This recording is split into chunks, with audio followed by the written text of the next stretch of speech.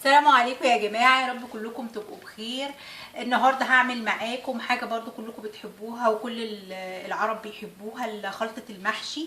انا عملتها معاكم قبل كده بس كان في مشكله في الصوت، في ناس كتير اشتكت، فقلت اعيده برضو معاكم وان شاء الله يظبط معاكم النهارده ان شاء الله.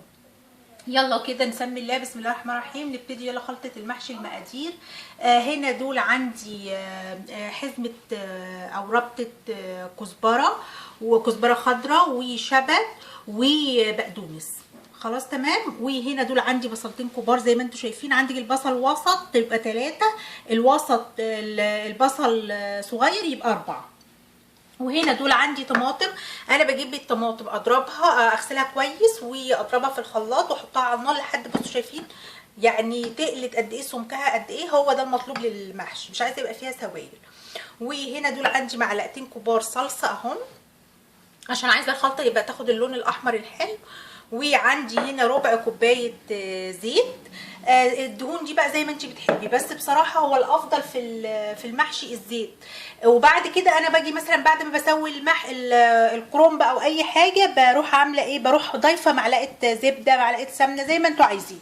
بس في الخلطه هي الزيت ما بيتحطش عشان خاطر ما بتبقاش يعني بتنشف وكده، هو ده افضل حاجه.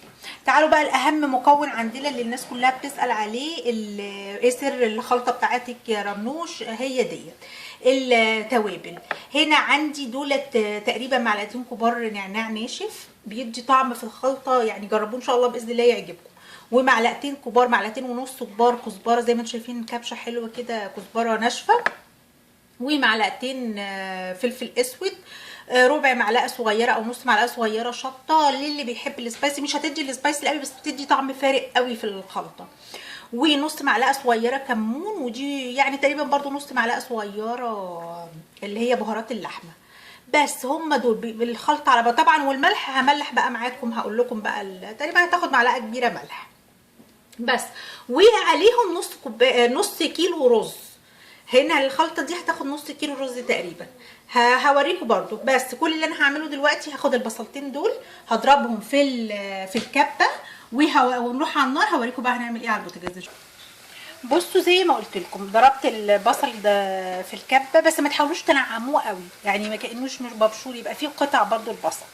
وحطيت عليهم ربع كوبايه الزيت، وهبتدي بقى اول بس ما يبتدي اللون بتاعه بس يتغير هبتدي انزل بقى عليه بالطماطم. الاول التوابل هحمص معاه التوابل بس شويه، وبعدين هوريكم برضو الخطوات. خليه بس يدبل شويه وريحه البصل الني دي تروح منه، وهوريكم بعد كده هعمل ايه. بصوا زي ما انتم شايفين بقى، هنا عندي البصل ابتدى اللون بتاعه بصوا يتغير ازاي وابتدى يغلي. خلاص انا مش عايزه يعني اكتر من كده، هو بس اللون ده حلو مظبوط عليه.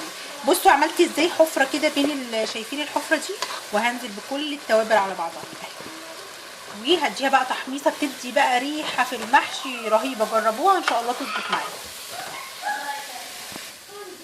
بصوا زي ما انتم شايفين التوابل اتحمصت معايا سنه سنه صغيره. هنزل بالصلصه اهي عشان برضو الطعم الني بتاع الصلصه عايزاه برضو يختفي بس، واحرك وهوريكم بعد كده برضو. بس زي ما انتم شايفين بصوا الصلصه بصوا اختفت اصلا وامتزجت ازاي. هنزل بقى بالطماطم، كل ده ثواني يعني مش بقعد بقى، لا ثواني، كل ده في ثواني اهو. وتاخد بس غلوه واحده بس، وانزل بالرز.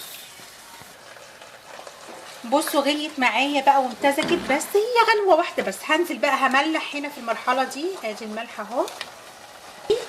هنزل بقى بالرز اهو، انا غسلته طبعا وصفيته اهو اهو.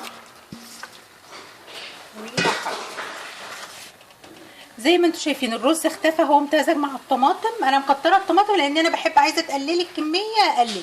هنزل بقى بالخضره الجميله دي اهي، واهدي بقى، عايزاه كله يمتزج من ايه، من طعم بعضه. بس احرك بقى وهدي خالص. وادي يا جماعه زي ما انتم شايفين الخلطه عندنا اهي. بصوا اللون والشكل وخضار الخضره زي ما هي بالظبط. بس انتوا عايزين تزودوا حاجه اكتر، ده حسب بقى ذوقكم انتوا زي ما انتوا بتحبوا. وهوريها لكم برده في طبق التقديم ان شاء الله لما اغرفها باذن الله. وزي ما انتوا شايفين يا جماعه الخلطه طلعت عندنا اهي، وشايفين اللون ولون الطماطم وخضار الخضره زي يعني بجد ما شاء الله.